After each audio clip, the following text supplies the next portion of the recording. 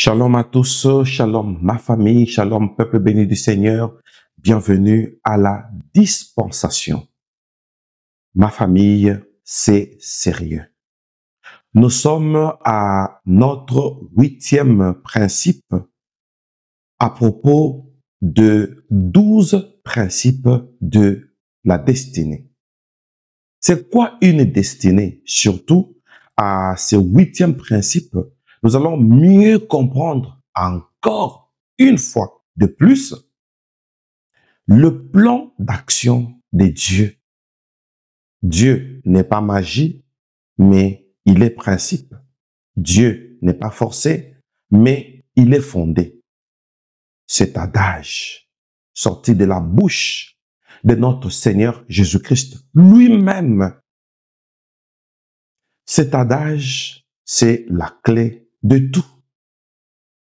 Notre Seigneur me dit que les humains me condamnent à tort.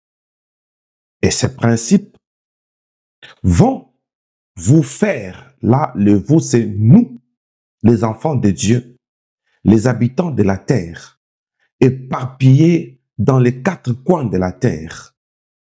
Donc, nous allons comprendre que la destinée, ce n'est pas ce que nous croyons.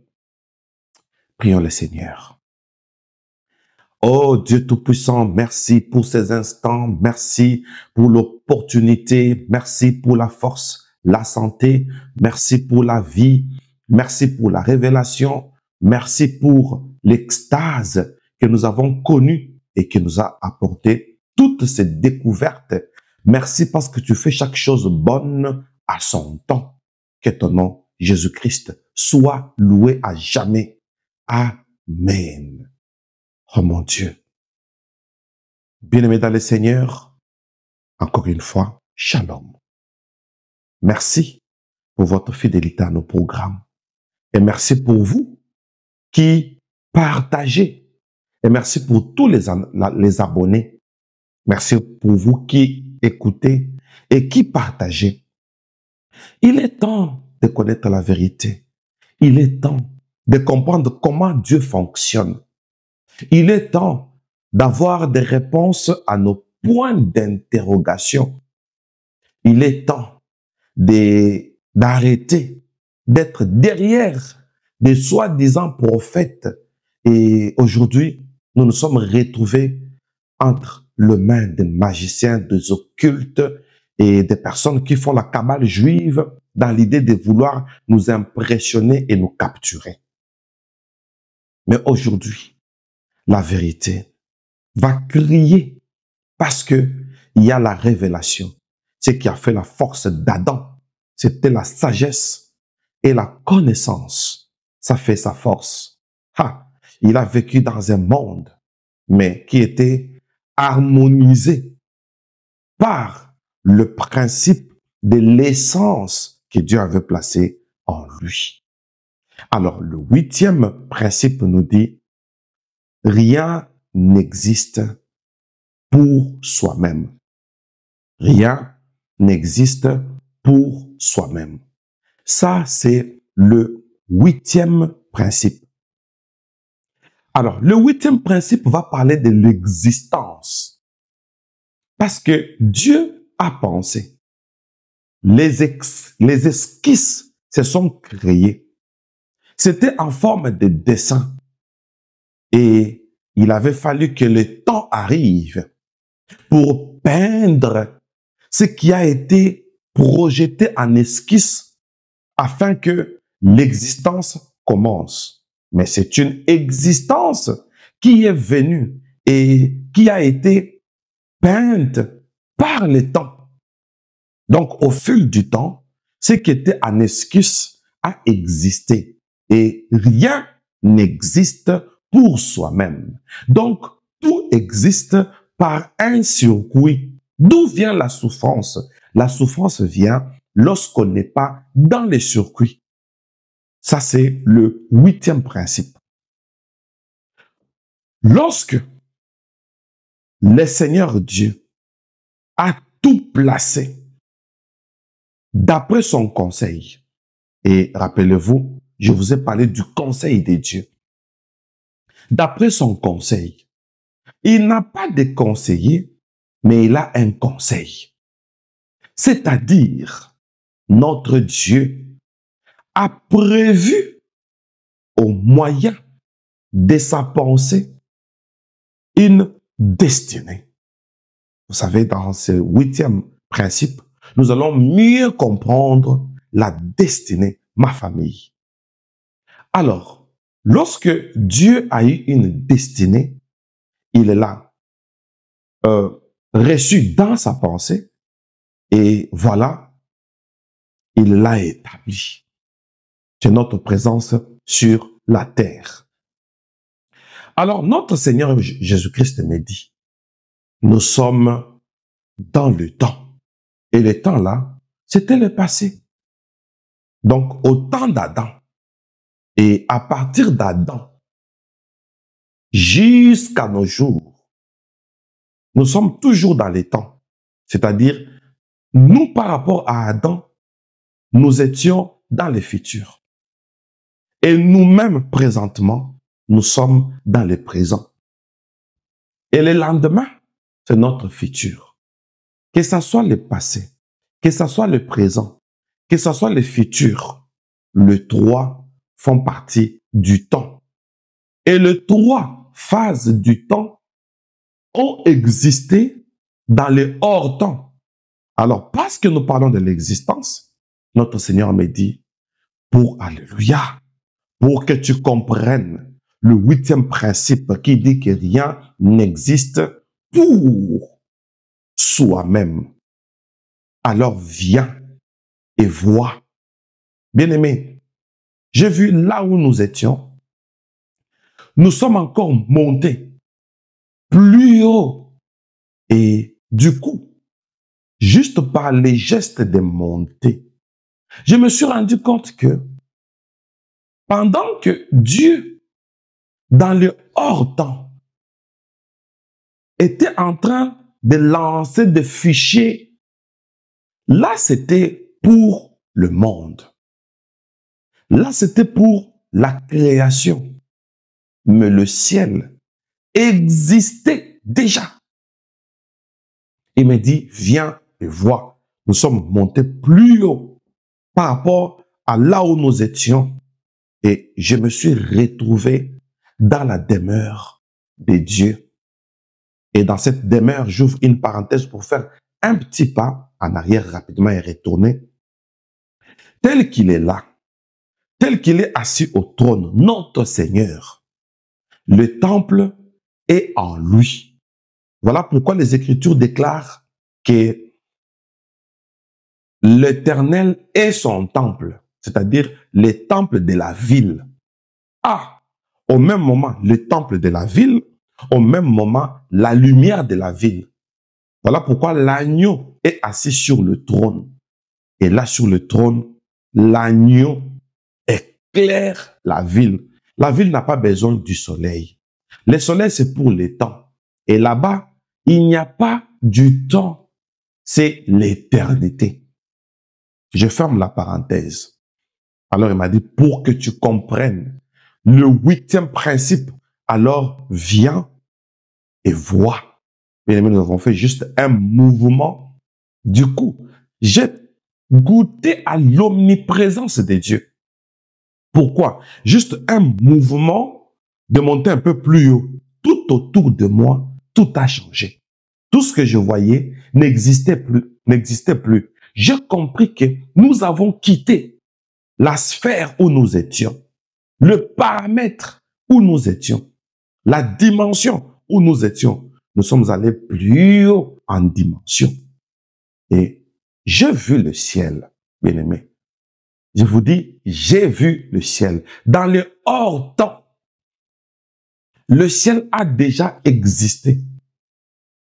Quand on dit au commencement, Dieu créa les cieux et la terre. Ici, on parle de la hauteur et de la profondeur, du haut et du bas. Le cieux cosmique, donc le cosmos. Alors, je me suis retrouvé au ciel, bien-aimé. Et je peux aller plus loin pour dire, enfin, pour la énième fois. Mais chaque fois que Dieu m'a mené dans sa demeure, il m'y a mené pour des raisons, pour que je puisse voir des choses spécifiques. Et voici la spécificité de cette année 2025 où je me suis retrouvé au ciel à cause d'une question pour savoir la réalité du hors-temps où le Seigneur m'a amené jusqu'au ciel. Mine de rien, entre-temps, j'étais dans mon salon sans savoir que mon corps était encore resté sur la terre, sans le savoir. Et c'était très tôt, le matin. Alors, ma famille, je me suis retrouvé au ciel. Et tout a changé du coup. Et c'était tout un déplacement. Et je me retrouve là, dans sa demeure. Notre Seigneur me dit, afin que tu comprennes le 8e principe, parce que c'est ici que tout commence. C'est à partir de ce que tu comprendras que rien n'existe pour soi-même. Bien-aimé, du coup, là dans la Jérusalem céleste, je vous dis, j'ai vu de son trône un fleuve couler. Et ça coulait de lui. Donc du trône, notre Seigneur faisait couler une rivière abondante. Et ça émanait du trône. Bien-aimé, le Seigneur s'est mis au trône. Et moi, j'étais debout à ses côtés. Et il me dit, regarde le principe 8. Rien n'existe pour soi-même. Alors, suivons là où cette source, ces fleuves, va. As-tu déjà entendu parler des sources, des eaux vives, les eaux qui donnent la vie? Mais c'est ça. Alors ça a coulé et pendant que nous étions en train de suivre, bien aimé, nous avons suivi les sources de l'eau vive jusque sur la terre. Les gens se posent des questions. D'où viennent les eaux? C'est Dieu qui les envoie. Les eaux proviennent de lui. Lorsque la Bible dit, mon peuple a commis un double péché. Il m'a abandonné, moi, la source de l'eau vive, pour se faire des citernes crevassées. Bien-aimé, j'ai vécu ces passages. Alors, nous avons suivi où allait cette eau. Et nous nous sommes retrouvés dans les temps sur la terre. Bien-aimé dans le Seigneur, et là, sur la terre, j'ai vu les eaux qui coulaient. Je vous dis, les eaux viennent de Dieu. Franchement, l'eau, réellement, l'eau c'est la vie. Je vous assure. Alors, ces eaux ont commencé à couler sur la terre. Le fleuve que j'ai vu au trône, c'est le fleuve que j'ai vu sur la terre. Et ça commençait à couler. Alors, nous étions en train de survoler du ciel sur la terre, en train de survoler. Alors, il me dit, le 8e principe, c'est celui-ci. Les eaux là sont parties et les eaux étaient en train d'abreuver la plaine. J'ai vu la plaine, c'est-à-dire l'espace. Un espace verdoyant, un grand espace. Donc, la plaine est en train d'être abreuvée par les eaux. Donc, lorsque Dieu a envoyé les eaux sur la terre, le principe où il dit rien n'existe pour soi-même. Donc, les eaux là n'étaient pas des eaux indépendantes. C'est un circuit, c'est un schéma. Ainsi dit l'Éternel. Voici les schémas. Ma famille, j'ai vu les eaux en train de partir. Ça a abreuvé la plaine. De l'autre côté, donc ça a irrigué, si je peux parler comme cela. Ça a irrigué les plaines pour les abreuver. Bien-aimés dans le Seigneur, les eaux entraient dans la plaine, c'est-à-dire dans l'étendue terre, pour que les herbes s'abreuvent, les arbres s'abreuvent. Et c'était trop harmonieux et c'était très intéressant. Et notre Seigneur a envoyé et il dit, les eaux n'existent pas pour elles-mêmes. Rien de ce que j'ai créé n'existe pour soi-même. Les eaux abreuvent la plaine et la plaine nourrit les animaux automatiquement. Les animaux entretiennent l'homme et l'homme, entretenu par les animaux, loue Dieu. Voilà le circuit. Tout me revient. Hein? La gloire me revient. Tout est schématisé. Tout tourne autour de ma gloire. Celui qui sort de ces circuits vivra la souffrance. La souffrance, c'est le fait de ne pas être dans les circuits. Et les circuits, tout le monde peut y vivre et vivre le bonheur. Le malheur est une option. Hein? Bien-aimé dans le Seigneur, je vais répondre les schémas. Voici les schémas. Les eaux qui sortent du trône. Dieu me dit, suivons. Et lorsque nous avons suivi le parcours des eaux, j'ai vu le fleuve sur la terre. Et le fleuve qui abreuve la plaine ou les plaines. Et la plaine fait pousser une belle verdure. Et cette verdure devient une nourriture pour les animaux. Et les animaux, une fois nourris par la plaine, et ils sont nourris pour prendre aussi en charge l'homme. Donc l'homme est entretenu par les animaux. Mais pourquoi l'homme est entretenu? Pour rendre gloire à Dieu. Et l'homme qui est entretenu et qui ne rend pas gloire à Dieu sort du circuit. Et là, c'est sa souffrance. C'est ce que nous allons découvrir le long de ces 8e principes.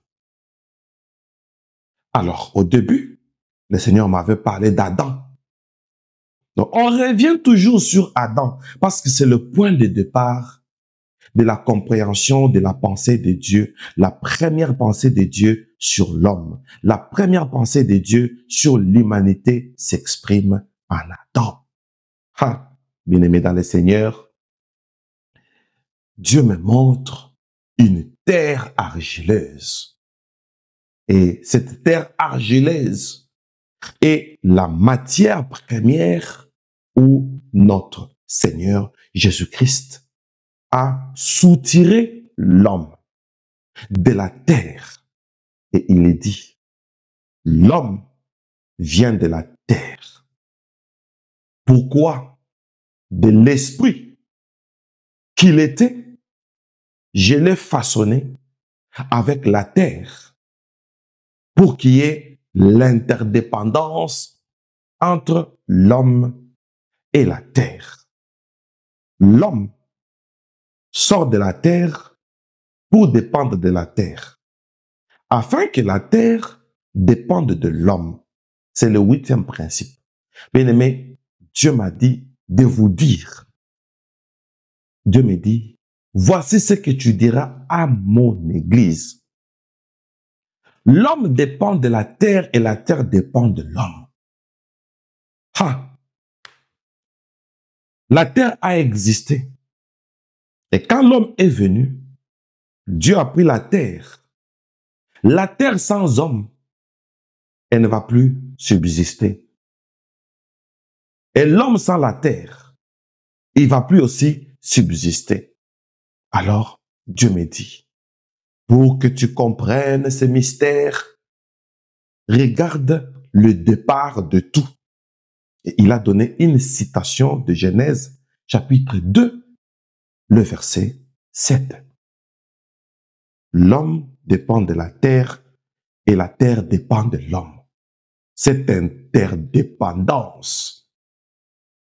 Autrement dit, c'est comme la photosynthèse. Mais entre la terre et Adam, ce n'est pas la photosynthèse. Ici, Dieu montre combien la verdure donne l'oxygène à l'homme et l'homme donne le CO2 à la verdure.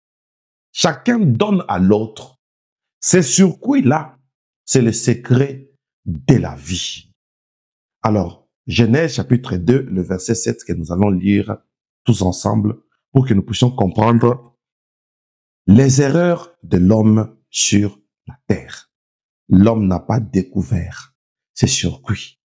Moi, je souhaiterais qu'à partir de cette prophétie, de cette extase que j'ai vécue, qui a créé cette dispensation, que nous puissions corriger les erreurs. Alors, notre attention, s'il vous plaît. Genèse chapitre 2, le verset 7. La Bible dit, « L'Éternel Dieu forma l'homme de la poussière de la terre, et il souffla dans ses narines un souffle de vie, et l'homme devint un être vivant. » Donc, l'Éternel Dieu forma l'homme de la poussière de la terre. Donc, la poussière de la terre a servi à l'homme des matières premières. Alors, l'homme est sorti de la terre. Bien-aimé, Dieu me dit, le fait de sortir de la terre, automatiquement, cette dernière devient la matrice de l'homme. Quand l'homme pêche, la terre ressent. Pourquoi? Parce que l'homme, créé à mon image, et l'image c'est l'essence, parce que je n'avais pas de chair quand j'ai proclamé que l'homme soit à notre image, selon notre ressemblance. L'homme ressemble à Dieu, et Dieu est esprit, Dieu est lumière, Dieu est saint. L'homme a perdu sa spiritualité, l'homme a perdu son image, l'homme a perdu sa sainteté. Le fait de devenir ordinaire par la désobéissance, l'homme a mangé le fruit. Et le fait de manger le fruit, la terre a ressenti cela. Raison pour laquelle j'ai donné une sentence. Et cette sentence n'a pas été comprise. Genèse chapitre 3, le verset 18. Je lis au nom de Jésus-Christ. Il te produira des épines et des ronces, et tu mangeras de l'herbe des champs. Très étrange. Il te produira des épines et des ronces, et tu mangeras de l'herbe et des champs. Dieu me dit, la présence de cet homme sur la terre était une essence divine représentée. Partout où l'homme passait, il y avait des énergies divines qui communiquaient la terre, ma présence. Donc, qui communiquaient à la terre. Ma présence, c'est-à-dire la présence divine. Si j'ai créé l'homme, ce n'était pas pour qu'il existe pour lui-même, c'était pour que par lui, ayant mon image, projetant ma lumière et mes énergies, projetant ma puissance, et partout où il y avait l'homme, les énergies divines caractérisaient ces lieux. Ah, bien-aimé dans le Seigneur, ça c'est moi qui dis. C'est une parenthèse. Partout où il y a un homme qui représente Dieu, partout où il y a un homme, l'image de Dieu, c'est automatiquement l'absence de mauvais esprits, de démons et des entités maléfiques. Ça ne peut pas opérer là où il y a l'homme. Pourquoi? Parce que la présence d'un homme qui vit dans la sainteté et qui vit en Dieu, automatiquement, c'est la présence de Dieu en ces lieux-là. Et ce que l'homme projette, ça ranime la nature environnante. C'était tellement merveilleux pour moi de le découvrir. Dieu me dit, regarde, l'homme a mangé le fruit interdit. Et la sentence l'a suivi. Je lui ai dit, la terre te produira des ronces et des épines. En les disant, à l'instant, les ronces ont poussé, les épines ont poussé sur la terre. À l'instant même, la terre te produira des ronces et des épines. Et le Seigneur dit, la présence des ronces et des épines, c'est le message de la terre pour dire que l'homme a péché. La présence de certaines souffrances, certains blocages, malédictions, malchance, mauvais sort, même la mort physique, c'est parce que l'homme a péché. Et parce que l'homme a péché, la sentence dit, tu es poussière et tu retourneras poussière. Alors qu'en réalité, dans l'homme, c'est l'esprit. Et quand je regardais l'homme, je ne voyais plus l'esprit. Je ne voyais que la matière. Et le fait de lui dire, tu es poussière, c'était pour lui dire que tu as perdu ton identité. Parce que l'homme était toujours poussière. Mais quand je soufflais dans l'homme, automatiquement, l'esprit a dominé. Voilà pourquoi l'homme était lumineux. Et il a eu la chair, le corps. Il a eu l'esprit et l'âme. Alors, quand je lui ai dit, tu es poussière, c'est pour dire que tu as perdu tes facultés. Automatiquement, la terre va te récupérer. Et là, je parlais de la mort physique. Le péché amène même la mort physique. La sainteté, la spiritualité bien ordonnée, c'est-à-dire, si vous vivez selon l'esprit, vous faites mourir les actions de la chair et vous vivrez. Donc, la vie de l'esprit, c'est la spiritualité. Ce n'est pas tout ce qu'on nous raconte là, chers bien-aimés. Ce n'est pas ça. La spiritualité, c'est vivre dans la sainteté. Là, notre domaine spirituel s'aiguise automatiquement. Comment quelqu'un parle de la spiritualité, mais il vit dans les addictions, il vit dans l'adultère, il vit dans l'impudicité, il vit dans les vices, il vit dans les orgies. Ça, c'est la fausse spiritualité. Quand quelqu'un vit dans ces choses, il prétend être dans la spiritualité. Non, il est dans le spiritisme. C'est un spirit. Ça, ce n'est pas de la spiritualité. La spiritualité produit en nous la crainte de Dieu. Et cette crainte de Dieu caractérise le milieu environnant. C'est ça l'interdépendance. Bien-aimé. Et pour mieux comprendre, notre Seigneur m'a dit, dans les Écritures, il est écrit entre la relation sur la nature et vous, fils de Dieu. Alors, nous allons lire dans Romains, chapitre 8, le verset 19. Aussi, la création attend-elle avec un ardent désir la révélation des fils de Dieu. Bien-aimés, je vais relire. C'est très important. Et c'est un secret.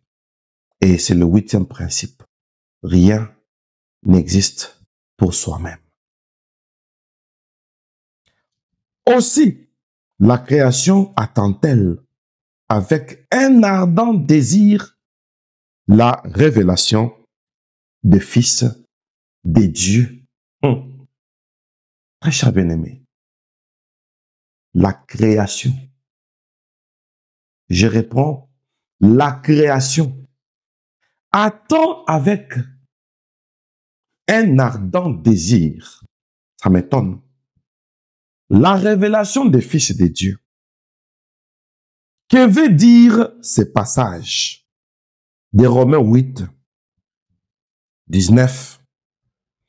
On parle de la création. Et sur cette terre, nous sommes les fils du royaume. Nous devons impacter tout ce que Dieu a créé. Et pour que la création soit impactée, nous devons comprendre l'essence. Pas un sens, une essence, bien sûr. L'essence des fils de Dieu. La nature attend avec un ardent désir. Or, c'est la chair qui a un désir. La nature est abstraite. C'est-à-dire que l'arbre ne connaît pas qu'il est arbre, mais il nourrit.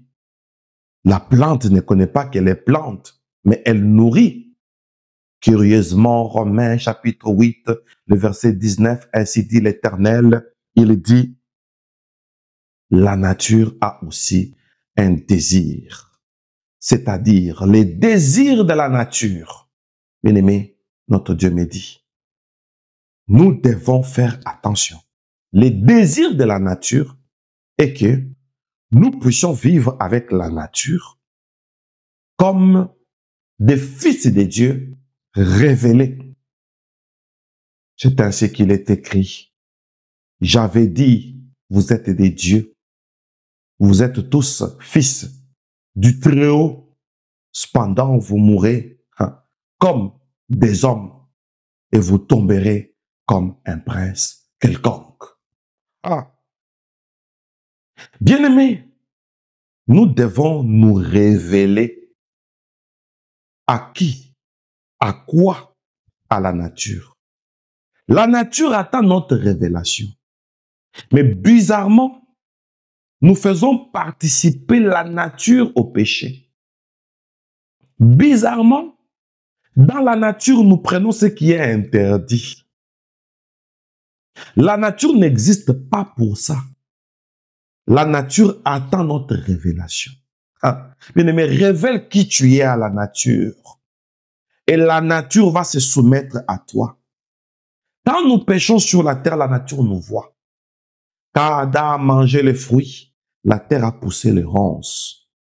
c'est l'interdépendance. Quand nous péchons, même la terre regrette, même la terre se fâche. C'est ce que vous remarquez dans certains endroits, des tremblements de terre qui tuent, des canicules qui tuent. Ça, c'est la nature qui est en train de participer. La nature est sensible. La nature pressent. Alors, comme elle a un désir, la nature désire et attend avec un ardent désir. Attention, tout ce que nous faisons, même la nature voit. C'est ainsi que certains endroits ne sont plus propices à la bénédiction parce que la terre est témoin du sang versé. La terre est témoin de toutes les bévues. La terre a vu comment l'homme a mangé les fruits. La terre a réagi. Elle a poussé les ronces. Bien-aimés, nous suivons la terre. Ainsi dit le Seigneur. Nous détruisons notre environnement. Mais si l'environnement se rend compte que nous nous sommes transfigurés en enfants de Dieu, automatiquement, cette nature devient complice. Comment quelqu'un peut prendre les feuilles des arbres, les racines des arbres, de l'herbe, pour faire du fétiche, qu'il sache que c'est hors de la nature. La nature n'est pas créée pour l'utiliser à l'envers, pour l'exploiter hors la destinée. Certaines racines, Dieu les a créées comme médicaments et pas comme fétiches. Donc, tous les féticheurs, tous les marabouts, tous les occultes qui utilisent de la nature, qui utilisent de la plante, qui utilisent de l'eau abusivement, cette nature sera automatiquement son juge. Je réponds, la nature attend que nous puissions nous révéler comme fils et filles de Dieu. Elle sera complice. Le lion va nous obéir. Adam s'était révélé par sa lumière. Les lions ne pouvaient pas les dévorer. Au contraire, Adam était le maître du lion. Bien aimé, moi, votre humble serviteur, chaque fois je me disais, jusqu'à ce que je comprendrai les secrets. Comment on peut voir les lions et les lions nous fuient comme Daniel dans la fosse. Le feu fait partie de la nature. Shadrach, Meshach et Abednego, les trois Hébreux, sont entrés dans une fournaise de feu. Tournez cette fois. Et voici, ils sont sortis de cette fournaise. Ils n'avaient même pas l'odeur de la fumée. Même leur caleçon ne s'était pas brûlé. Donc, il y a une dimension de la sainteté qui fait que la nature se soumette à toi. Et tout ce que tu as en ta possession va bénéficier de ton onction. Voilà pourquoi, ainsi dit l'Éternel, j'ai dit à Moïse, qu'as-tu dans ta main? En ce moment-là, Moïse avait la mission. Alors, quand on a la mission, on comprend le 8e principe. Rien n'existe pour soi-même. Moïse n'allait pas affronter Pharaon pour lui-même. Il allait l'affronter pour Israël. Il était le serviteur des autres. Et là, la nature va se soumettre. Voilà pourquoi Aaron était au service de Moïse. Aaron sera ton prophète. Alors, qu'est-ce qui se passe entre Aaron et Moïse? Moïse au service d'Israël. Aaron au service de Moïse. Raison pour laquelle ce qui était entre leurs mains devait prendre l'impact de la mission. Ce que Moïse avait à main avait reçu aussi la capacité surnaturelle de se transformer. Qu'as-tu dans ta main? Le bâton. Jette-le à terre. Et lorsque Moïse a jeté le bâton à terre, il est devenu un serpent. Donc, la nature t'accompagne parce que tu es missionnaire, parce que tu as compris que tu n'existes pas pour toi-même, parce que tu as compris que là, dans la maison de Pharaon, tu étais presque un prince. Tu étais au rang de Ramsès. Mais voilà, tu as accepté de quitter la cour royale. Moïse est parti vivre là où il y avait les esclaves. Il n'a pas vu son propre compte, mais il a vu le compte des autres. Et la grandeur est dans les services. Lorsque j'étais en chair, j'avais dit à mes disciples que le plus grand de tous devienne le serviteur de tous. La grandeur est dans les services. Quand on comprend qu'on n'existe pas pour soi-même, on existe pour les autres. Ha! Bien aimé, c'était une démonstration. Au-delà de mon imagination, le Seigneur qui parle de Moïse et d'Aaron. Moïse au service du peuple. Aaron au service de Moïse. Mais les jours où Aaron a quitté Moïse et il a voulu aller auprès du peuple, directement il est devenu idolâtre. Même la nature s'est tournée contre lui. Bien-aimé, c'était très, très important. J'ai compris l'importance du service. Heureusement, quand j'ai reçu cette extase, je suis déjà serviteur. On met dans le passé parce que c'est en cette année 2025. Oh mon Dieu. Oh mon Dieu. Bien-aimé, le Seigneur explique. Il dit, la nature t'accompagne. Parce que Dieu lui dit, le bâton te servira de signe. Même si c'est un bâton sec, mais il est naturel. Il va prendre la forme que je voudrais pourvu que ça t'accompagne au service. Ce bâton a avalé les deux serpents de Janès et de Jambres. Les surnaturels t'accompagnent. Mais si tu sors du circuit, sortir du circuit, c'est sortir de ton rôle. Attention, le 8e principe, c'est un principe révélateur. Bien-aimés dans le Seigneur, je voudrais savoir qu'est-ce que nous faisons pour le Seigneur. Parce que ce que nous faisons pour le Seigneur nous donne le mandat pour les autres. Nous sommes au service de Dieu et Dieu nous place pour que nous puissions servir les autres. Nous servons les autres au nom de Dieu. Tout tourne autour de Dieu. Tout tourne pour la gloire de Dieu. Voilà pourquoi le Seigneur me dit, quand vous vous rassemblez, qu'est-ce que vous faites? Que celui qui a une chanson chante. Que celui qui a une exhortation, qu'il exhorte. L'Église primitive a tout placé en commun. Et celui qui est sorti de ces circuits, Ananias et Saphira, ils sont sortis du circuit. Et voilà, ils sont morts. Quand on est égoïste, quand on n'est pas au service des autres, automatiquement, c'est la mort qui intervient. Même la nature est contre toi. Les accidents, les infirmités et autres, c'est quand on n'est pas au service des autres. Et le Seigneur me dit, dis à tous ceux qui auront la chance de te suivre. Alors, qui ont eu la chance de me suivre? C'est vous. Attention, il y a certains riches qui disent, je n'ai pas besoin de Dieu. Je n'ai pas besoin de voisins. Je n'ai pas besoin de communiquer avec les autres. J'ouvre une parenthèse. Un jour, l'un de nos fidèles est allé frapper à la porte d'un monsieur qui avait beaucoup d'argent. Et nous nous sommes dit, il doit connaître Jésus. Alors, l'équipe frappe et le monsieur vient ouvrir lui-même. Oui.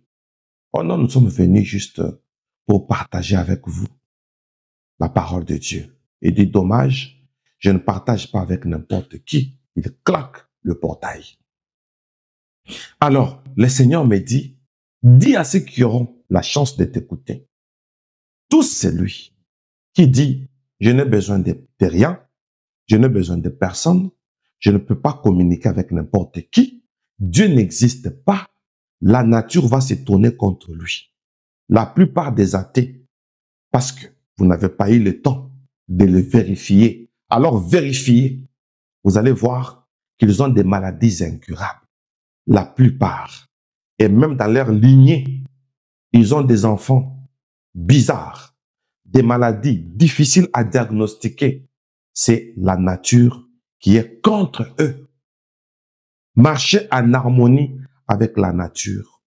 Et pour marcher en harmonie avec la nature, ce n'est pas prendre l'aura de la nature. Non, comme quelques-uns le pensent. Par contre, c'est nous qui communiquons les énergies à la nature. La nature attend notre révélation. Mais nous allons prendre la nature pour avoir le pouvoir. Ça, c'est l'ignorance et c'est le mensonge du diable. Le premier mensonge était de pousser l'homme et la femme à manger le fruit naturel. Et ça, tout détruit. La nature dépend de nous. La nature dépend de la mission. Parce que là, ça c'est Dieu qui parle. Parce que la mission de l'apôtre Pierre était de faire asseoir l'Église. Je lui ai donné les clés du séjour des morts pour dire que quand on est au service, automatiquement, on reçoit la puissance même sur la mort. La mort va reculer. Ah, la mort va se soumettre à nous. Voilà pourquoi les anciens prophètes ont travaillé avec la parole. Parce qu'ils m'ont servi. Quand ils ont vieilli, la mort était toujours loin d'eux. Eux-mêmes ont appelé la mort pour dire, maintenant Seigneur, tu peux faire reposer ton serviteur dans la paix. Et voilà pourquoi dans l'ancienne alliance, le mot mourir n'était pas pour les croyants. Pour les croyants, mourir, c'est dormir. Et j'ai amené dans le Nouveau Testament ce principe pour dire, Lazare, notre ami, dort. Je vais le réveiller. J'appelle la mort le sommeil. Donc, quand on est au service d'eux, automatiquement, même la mort perd sa puissance. Soyons au service. Lazare était l'ami de Dieu. Jésus-Christ venait chercher son ami. Automatiquement, dans la maison de Lazare, c'est là que Jésus-Christ allait manger. Les sœurs de Lazare préparaient pour Jésus. Automatiquement, ça donnait à Lazare la puissance sur la mort. Voilà pourquoi, moi-même, lorsque je pris cher, je marchais de ville en ville, de village en village, et je faisais du bien. Je guérissais les malades. Je ressuscitais les morts. Les jours où j'ai été crucifié en chair, j'ai été enseveli. 3 jours après, je suis revenu à la vie. Pourquoi? Parce que je suis serviteur des autres. Lorsque je suis arrivé sur la terre, je ne suis pas venu en tant que un Dieu majestueux, mais en tant qu'un Dieu sous la forme de serviteur. C'est-à-dire un Dieu humilié jusqu'à descendre au niveau de prendre l'image d'un agneau, symbole de la non-violence.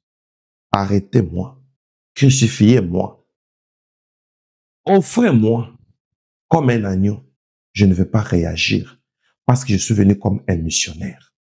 Et lorsque j'ai dit, je suis venu faire pour vous un royaume de sacrificateurs, c'est pour dire que si vous êtes sacrificateur, même la nature vous accompagne. Oh mon Dieu, bien-aimé, c'était étourdissant. Et notre Seigneur dit, si vous vivez dans la justice, sachez que même la planète va vous obéir. Pourquoi? Tout ce que vous allez faire va réussir parce que même la planète va participer. Raison pour laquelle Je voudrais que la droiture devienne notre secret. Merci de nous avoir suivis. Je suis votre humble serviteur, le prophète Moïse Lushiku Malou, le dispensateur du temps de la fin, l'homme au cœur de berger. Voilà pourquoi on m'appelle Bemel. Berger Moïse Lushiku. Et tous nous comprenons pourquoi j'ai un cœur de berger. Parce que je me mets au service des autres. Alléluia. Bien-aimés dans le Seigneur, que Dieu vous bénisse. Likons, abonnons-nous et partageons. Si vous voulez entrer dans un groupe pour avoir toute information sur tout ce que je fais, le numéro qui est là, c'est pour que vous puissiez nous contacter et nous demander que nous puissions vous ajouter dans notre groupe Sion Chat. Nous avons Maison du Pain et Sion Chat. Maison du Pain, c'est pour connaître le calendrier de Bemel. Et Sion Chat, c'est pour que quand mes vidéos sont lancées et qu'il y a la notification, vous pouvez directement vous connecter et on peut commencer à chatter pendant que la vidéo passe pour nous édifier. Que Dieu vous bénisse et je vous dis bye bye.